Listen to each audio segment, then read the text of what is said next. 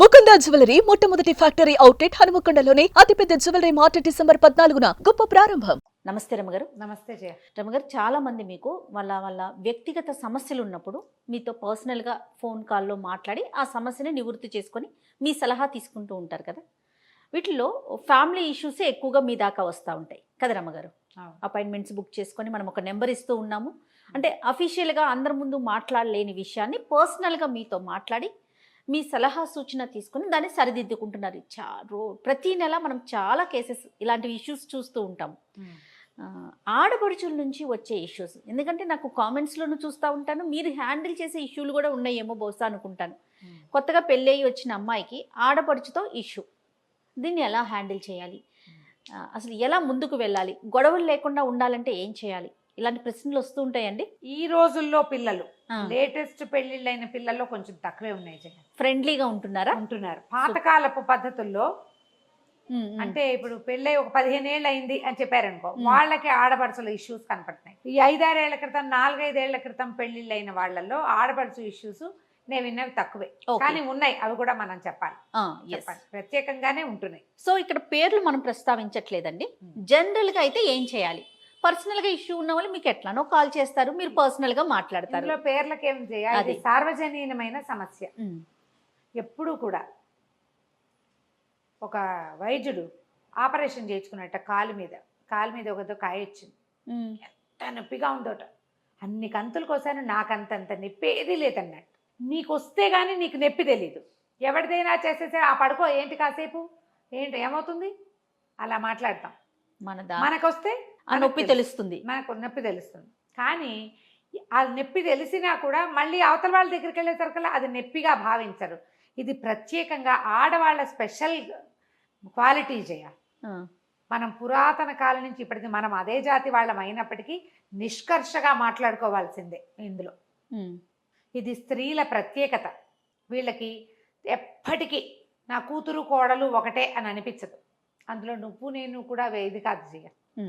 పెద్దవాళ్ళు అయ్యే కొందికి ఏ పని చేయని తన కూతురు, ఏ బాధ్యత లేని తన కూతురు తనకు ఓకే. తప్పు కాదు, తప్పో ఒప్పో ఓకే, నా కూతురు కాబట్టి నేను యాక్సెప్ట్ చేసి ఉంచుకుంటా. దాన్ని ఏమన్నది వెందు.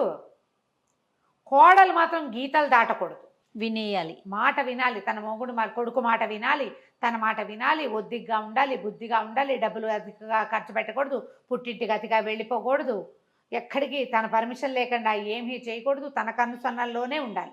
అదే తన కూతురు అత్తవారింటికి వెళ్ళకపోయినా ఓకే, అత్తారింట్లో పని చేయకపోయినా ఓకే, మొగుడితో సరిగా ఉండకపోయినా ఓకే, మొగుడిని కాలు కింద కుక్కని చేసినా ఓకే, చేయాలని కూడా కోరుకుంటాడు. ఇదే పాయింట్ నా కోడల విషయంలో నేను ఎందుకు అనుకోను అని ఏ ఆడ మనిషి ఆలోచించదు. లోక సహజంగా అయిపోయింది కదా రమ్మగారు, చాలా లోక సహజంగా అయిపోయింది. మా పిల్ల అత్తారింటికి వెళ్ళదు, కోడలు మాత్రం మా ఇంట్లో పని చేయాలి. మా పిల్ల అత్తారింట్లో కష్టపడలేదు, దాన్ని వేరే కాపురం పెట్టాలి.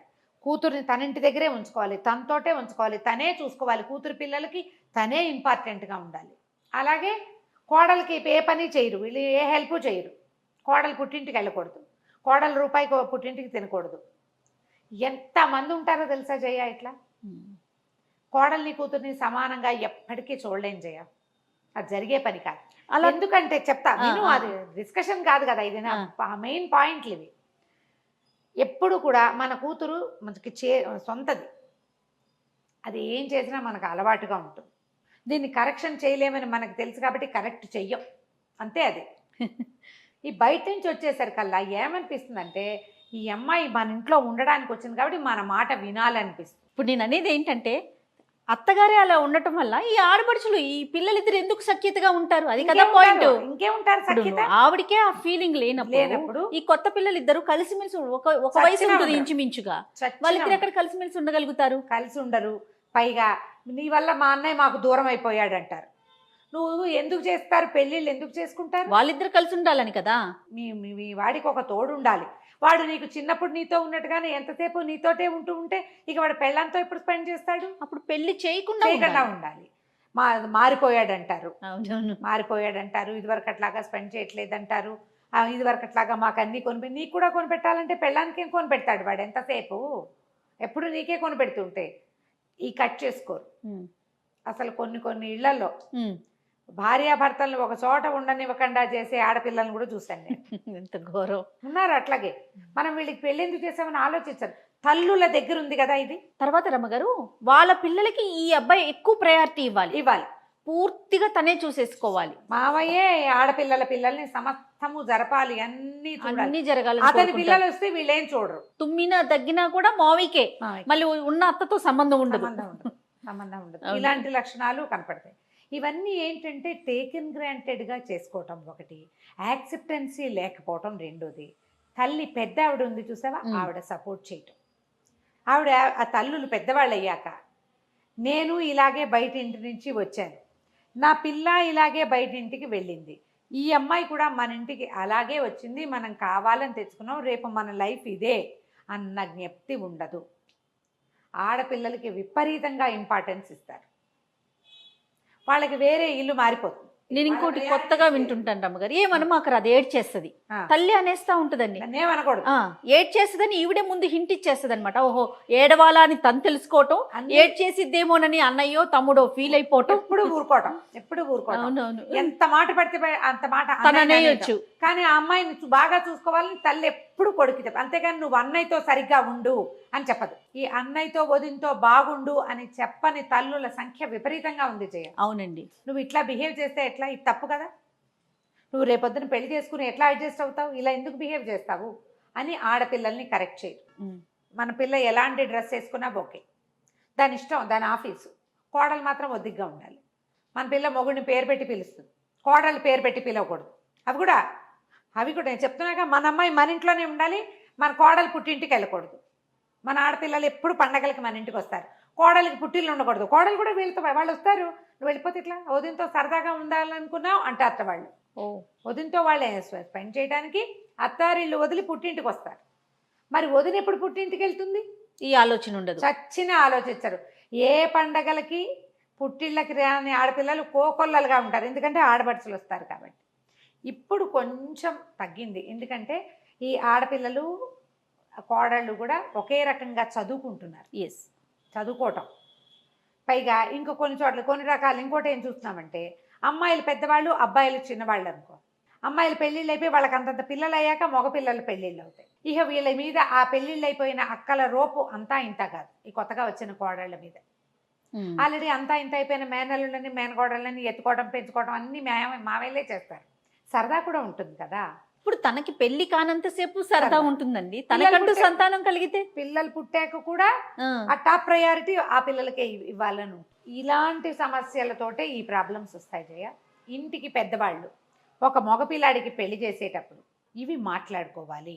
వదినొస్తే అన్నయ్య వేరైపోతాడు అని చెప్పడం కాదు, అన్నయ్య కూడా ఒక లైఫ్ వాడి సెపరేట్ది స్టార్ట్ అవుతుంది అని చెప్పాలి.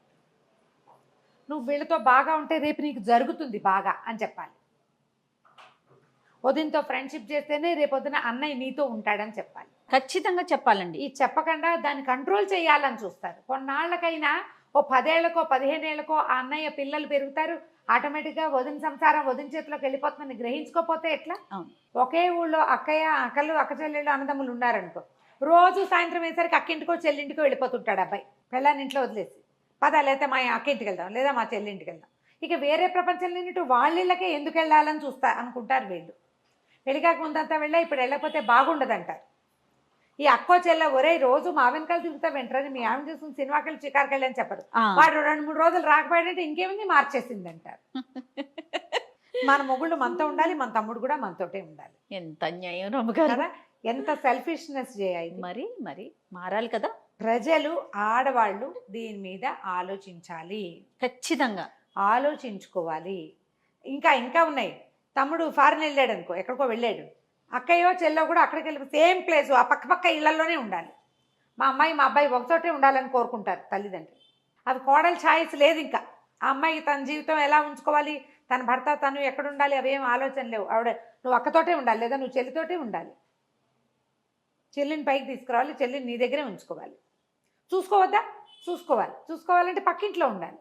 ఒక్కింట్లోనే ఉండాలనే వాళ్ళు కూడా ఉన్నారు. ఇక ఎవడు బతుకు వాడు బతకడు, వీళ్ళు బతకరు. కొన్నాళ్ళకి తగాదాలు. ఇదివరకు కొట్టు చచ్చినా కలిసి ఉండేవాళ్ళమ్మా. ఈ రోజున కలిసి ఉండే రోజు కాదు. ఏ పోట్లాట వచ్చినా, ఏ తగాదా వచ్చినా, ఏ సహించలేని తనం వచ్చినా తెంపుకుపోయే అవకాశాలు కనపడుతున్నాయి. అన్నా చెల్లి తెంపుపోరు, మొగుడు పెళ్ళని తెంపుపోతారు కదా. మరి ఇప్పుడు అమ్మ మన కర్మ ఏంటంటే అన్నా చెల్లి తెంపుకు పోయే వాళ్ళు కూడా కనపడుతున్నారు. అవునండి, చూస్తూ ఉన్నాం. మాట్లాడరు, అన్నయ్య తమ అన్నలు అక్కచెల్లెలు అన్నదమ్ములు మాట్లాడుకోరు, సంవత్సరాల తరబడి కలవరు, ఏ హెల్ప్ చేయరు. చిన్న చిన్న విషయాలకి మొదలుపెట్టి చిలికి చిలికి గాలివాన చేసి రక్త సంబంధాన్ని తెంచేసుకుంటారు. ఆ పెళ్ళామే దేవత అనుకుంటారో మరి ఏమనుకుంటారో తెలియదు. ఆడవాళ్ళ పాత్ర ఎక్కువగా ఉంటుంది ఇందులో, తెంచేయటంలో మగవాళ్ళ పాత్ర కంటే వాళ్ళ పెళ్ళాల పాత్ర ఎక్కువ ఉంటుంది.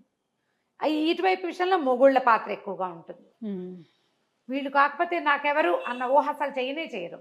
నువ్వు ఎక్కువగా కలిసి ఉండకూడదు, తెంపేసుకోకూడదు. అన్నదమ్ములు అక్క చెల్లెళ్ళు కలిసి ఉండాలి, కలుస్తూ ఉండాలి, అంతేగాని కలిసే ఉంటామని అనకూడదు. ప్రతిదానికి ఒక బ్యారికేడు, ఒక హద్దు, ఒక లైన్ ఉండాలి. ఆ లైన్స్ దాటకూడదు. ఈ రోజునంతా ఎడ్యుకేటెడ్ సమాజమే ఉంది.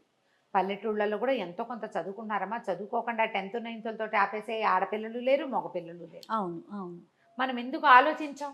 మానవ సంబంధాలు విస్తరించుకోవాలి కదా, విస్తరించాలా? ఖచ్చితంగా అండి. మరి అందుకోసమే మనం పెళ్ళిళ్ళు చేసుకుంటున్నాం కదా. లేకపోతే మన పిల్లనో మన ఇంట్లోనే మనం ఎందుకు ఉంచుకోవట్లా? పై పిల్లని తెచ్చి దాన్ని మన కంట్రోల్లో ఉంచుకోవాలంటే నీ కంట్రోల్ ఏమిటి? భర్తకి కంట్రోల్ ఉంటుంది. నువ్వు స్నేహంగా ఉండాలి. ఆడపడుచులు ఆ వదినలతోటి స్నేహంగా ఉండాలి. కంట్రోల్ ఉంచుకుంటావంటే కష్టం కాదు. ఈ కాలంలో అది కుదిరే వ్యవహారం కాదు. ఏముంది, అప్పుడు అన్నదమ్ముల డివోర్స్కి అక్క చెల్లెళ్ళే కారణం అవుతారమ్మా. అంతే కదా. మా ఆడపడుచు వాళ్ళు, నేను కొన్ని కేసులు విన్నాను చేయ.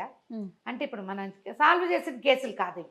చుట్టుపక్కల ఫ్రెండ్స్లో ఎవరైనా ఊరికే మన మెసెంజర్లో మెసేజ్ పెడతారు, మా ఆయన చాలా మంచివాడండి, మా ఆడపడుచులతోటి చిక్కంతా. అవును. నా బట్టలు వాళ్ళే సెలెక్ట్ చేస్తారు, నా నగలు వాళ్ళే, నేనేం పెట్టుకోవాలో వాళ్ళే చెప్తారు. నాకు బ్యాండ్ మేళం బట్టలు ఇష్టం ఉండవు. ఒక అమ్మాయి కంప్లైంట్ చేయ, ఇది మెసెంజర్లో పెట్టింది అమ్మాయి. ఒకే రకం బట్టలు వేసుకోవడం నాకు ఇష్టం ఉండదండి. మా చెల్లి నేను ఒకే రకం బట్టలు ఏనాడు వేసుకోవాలి. మా అత్తారింట్లో ఏ ఫంక్షన్ అయినా మా ఆడపడుచులు ఇద్దరు మేము ముగ్గురం ఒకే బట్టలు వేసుకోవాలని వాళ్ళ రూల్. ఒకే రకం చీరలు కట్టుకోవాలి, ఒకే రకం నగలు పెట్టుకోవాలి. అది ఎప్పుడైనా వన్స్ ఇన్ ఏ వైల్ బాగుంటుంది. ప్రతి దానికి, ప్రతి ఫంక్షన్కి మేము ముగ్గురం ఒకేలాగా తయారవ్వాలి. నాకు ఆ పై మెళ్ళలో పెట్టుకునే వస్తువులు నచ్చవు. ఏముందమ్మా, అలవాటు చేసుకో, మిగిలినవన్నీ బాగుంటుంది. కాదండి, నాకు నెక్ పీసులు నచ్చవండి, నాకు లాంగ్ చైన్స్ ఇష్టం. వాళ్ళిద్దరు సన్నటి వాళ్ళు నెక్ పీసులు పెట్టుకుంటారు, నన్ను కూడా అదే పెట్టుకోమంటారు. నేనేమో బొద్దండి. అమ్మాయి చూడు ఎంత బాధపడుతూ ఉంటుంది, ఎంత అసహ్యంగా కనపడతానో. ఫోటో చూస్తే నా ఫోటో వచ్చి నేను పందిలో ఉన్నాను, ఇలా రాసిందమ్మా అమ్మాయి, పాపం నిజంగా చెప్పైనా అని అడిగా నేను. చెప్పమంది, అందుకే ఈ వాక్యం చెప్తున్నానమ్మా. కొన్ని విషయాలు ఇది ఎవరికైనా చెప్పచ్చా అని అడిగి మరీ చెప్తాను నేను. అంతే కదా, పర్సనల్ కదా రమ్మగారు. పర్సనల్. నేను లావుగా కనపడతానండి, నాకు అస్సలు నచ్చదు. తన వేషధారణ కూడా వాళ్ళే డిసైడ్ చేస్తే ఇంకెట్లా రమ్మగారు, ఎట్లా బతుకుతారు? మరీ టూ మచ్ కాదు. నాకు నచ్చదు. చిన్నప్పుడు కూడా పై మెళ్ళలో గొలుసు పెట్టుకోలేదండి నేను. ఇప్పుడు ఎప్పుడు నేను నెక్ పీసులు పెట్టుకోవాల్సి వస్తుంది. నాకు అస్సలు నచ్చదు. నేను లావుగా కనపడతాను. నేను అంత లావు కాదండి, కానీ నాకు నా మెడకి సూట్ కాదా, తనకి నచ్చదు, ఇంకంతే. సరే, మీరు అన్నట్టు ఎప్పుడైనా ఒకసారి ఓకే, ప్రతిసారి బ్యాండ్ మాలం లాగా మొత్తం ఒకటే ఫంక్షన్ పోని అందరికి గుర్తుగా మేమేం తెలియాలంటే అలా కాదండి. ఎవరింటికి ఫంక్షన్లకు వెళ్ళినా అందరం రెడ్ కట్టుకుందాం, అందరం గ్రీన్ కట్టుకుందాం, అందరం ఇదే పెట్టుకుందాం. వస్తువులు, బంగారు వస్తువులు కూడా బాగా చేయించారట అత్తవారు. ఆడపిల్లలకి బాగున్నాయి, అమ్మాయికి కోడలికి చక్కగా చేయించారు. ఉపయోగం అన్ని వాళ్ళకి నచ్చేవి, ఈ అమ్మాయి కూడా నప్పేవి కాదు, నచ్చేవి, వాళ్ళకి నచ్చినవి. నప్పే వస్తువు ఒక్కట్లేదండి నా నగల్లో. మా అమ్మ కొన్నవే ఉన్నాయి, అవి పెట్టుకోనివ్వరు ఎప్పుడు. అది నేను వాళ్ళతో ఎలా మానేయాలో అని చూస్తాను. అంటే నాకు ఇష్టం లేదు అలా చేయటం. మా హస్బెండ్ ఫీల్ అవుతాడు, కానీ నేనేం చేయను. పెట్టుకోకపోతే అతను ఫీల్ అవుతాడు. ఫంక్షన్ మానేస్తే అతను ఫీల్ అవుతాడు. ఇది మేనేజ్ చేయలేని విషయం. వాళ్ళు అన్ని విధాలా బాగానే ఉంటారు. ఈ బలవంతం తట్టుకోలేకపోతున్నా నేను. ఎట్లా చెప్పాలో తెలియదండి. నాకు సూట్ కాదని. అది ఏం కాదు, బాగుంది, ఏం కాదు, నిండుగా ఉన్నామంటారు. నాకు నిండుగా ఉంటాం ఇష్టం లేదండి. నిండుగా కాదు, నేను బండగా కనపడతానండి అని రాసింది పిల్ల. ఏడుపు బొమ్మలు పెట్టింది 3-4. ఇక వాళ్ళ ఆడపడుచులు ఎవరో తెలుసుకుంటారు ఈ సంగతి. వాళ్ళు ఇది ఎప్పుడో సంవత్సరం క్రితం సంగతి, సందర్భం రాలా ఇప్పుడు. అదేలేండి, తెలుసుకోవాలి కదా. తప్పు కదా రమ్మగారు, తప్పు కదా. మరి తన ఎవరి ఇష్టం ప్రకారం వాళ్ళు ఉండని వాళ్ళు కదా. కనీసం కొన్నిసార్లు అయినా ఏదో ఒక సందర్భంలో అయినా. ఇప్పుడు బయటికి వెళ్ళేటప్పుడు ఇంకొంచెం ఎక్కువ రెడీ అవుతారు కొంతమంది, ఏదో అందంగా సహజం కదా ఇవన్నీ. తన సొంత విషయాల్లో కూడా ఇన్వాల్వ్ అయిపోతాయి. నేనేం చెప్పంటే, అమ్మ ఒక సంవత్సరం 2-3 ఏళ్ళు గడిచేసారు కల్లా ఏవో ప్లేసులు మారుతాయి, వాళ్ళ ప్రయారిటీస్ కూడా మారుతాయమ్మా, కొంచెం అడ్జస్ట్ అవ్వు. మీరు ఎప్పుడు ఎప్పుడు చెప్పేదే. కొట్లాడుకుంటే ఏమవుతుందమ్మా, పాపం ఇలా చచ్చి అడ్జస్ట్ అయ్యి 25 ఏళ్ళు 30 ఏళ్ళైనా ఆడబడుచుల రోపు దిగని వాళ్ళు బోల్డ్ అంతమంది ఉన్నారమ్మా, బోల్డ్ మంది. ఏదో ఒక మాట వీళ్ళు విసిరి, ఒక మాట వాళ్ళు విసిరితే సరిపోతుంది, బాగానే ఉంటుంది. అలా కాకుండా వీళ్ళు లాగేసి మెడకు ఉచ్చేసి లాగేస్తామంటే అది కష్టం కదా. మరి ప్రధానంగా ఏంటంటే తల్లులు దీని మీద ఆలోచించాలి. పాత్ర ఇక్కడ తల్లులదే. తల్లులదే. వాళ్ళు చెప్పాలి ఇది చేయకూడని పని, ఇంత ప్రెస్ చేయకూడదు, అన్నయ్య జీవితం, నువ్వు అన్నయ్యతో బాగా ఉండాలి, వాడిని కష్టపెట్టకూడదు, వాడిని బాధ పెట్టద్దు. చాలామంది తల్లులు కొడుకులేకి వచ్చే కూతుళ్ళకి సారీలు చెప్పాలనుకుంటారు. అది ఉంది, వాళ్ళే సరిగా ఉండాలి. ఇది ఆడపిల్ల అంత మాత్రం ఏడుస్తుంది. అదే నేను చెప్పా కదండి, ఏడుస్తుందని వీళ్ళే ముందు హింట్ ఇస్తారు. దాని ఇష్టం. అది ఏడుస్తుంది అంటే ఏడవమని తనకు ఒక హింట్ ఇస్తున్నారా మీరు అనిపిస్తుంది నాకైతే. అవును, అది కూడా చేస్తారు. ఇలాంటి సిచ్యువేషన్స్లో ఎప్పుడు కూడా ఒక్కళ్ళ వైపే తప్పు ఉండదు. వాళ్ళు ఎక్కువ రోప్ చేస్తున్నారు, వీళ్ళు కూడా ఏదైనా కొంచెం చేస్తున్నారేమో, ఇలా కూడా ఉంటుంది. ఇప్పుడు మనం ఆడపడుచులనే కాక తీరుతున్నామని అనుకోకండి. మేము కూడా ఆడపడుచులమే కదా, మేము 8 మంది అక్క చెల్లెళ్ళు, మాకు ఒకడే అన్నయ్య. కోడళ్ళ బిహేవియర్, ఇది అమ్మాయిల బిహేవియర్ గురించి చెప్తున్నాం. రైట్. కోడళ్ళ బిహేవియర్ గురించి కూడా మాట్లాడదాము. ఈ రోజుల్లో ఆడపిల్లలు మీ అన్నదమ్ములకి వివాహాలు అవుతూ ఉంటే అన్నయ్య కొత్త జీవితాన్ని మొదలు పెట్టబోతున్నాడని అర్థం చేసుకోవాలి. ఒక పార్ట్నర్ని తెచ్చాం, లైఫ్ లాంగ్ ఆ అమ్మాయితో అతను కలిసి ఉండాలి. ఆ అమ్మాయి మీ అమ్మా నాన్నల్ని కాచుకోవాలి, మిమ్మల్ని ముద్దుగా ముచ్చటగా చూసుకోవాలి. రేపు పొద్దున మంచి చెడు చేయాల్సిందే ఆ అమ్మాయే చేయాలి. కాబట్టి మీరు వచ్చిన అమ్మాయిని చక్కగా చూసుకోండి. మీరు అన్నట్టు ఫ్రెండ్లీగా అంతే రమ్మగారు. అమ్మాయికి పీటేసి పట్టాభిషేకం చేయక్కర్లేదు. మంచిగా అమ్మాయిని మనలాంటిదే ఈ అమ్మాయి కూడా, బయట నుంచి వచ్చింది మన ఇంటికని ముద్దుగా చూసుకున్నారనుకో, అన్ని ముద్దు ముచ్చట్లు బాగా జరుగుతాయి. కాదు రమ్మగారు, మన అమ్మ నాన్న కొన్ని రోజులతో ఆగిపోతారు, వాళ్ళ ప్రయాణం ఆగిపోతుంది. మనము మన ఇంటికి వచ్చిన అమ్మాయి కదా, ఇంకొంచెం ముందుకు వెళ్తాము.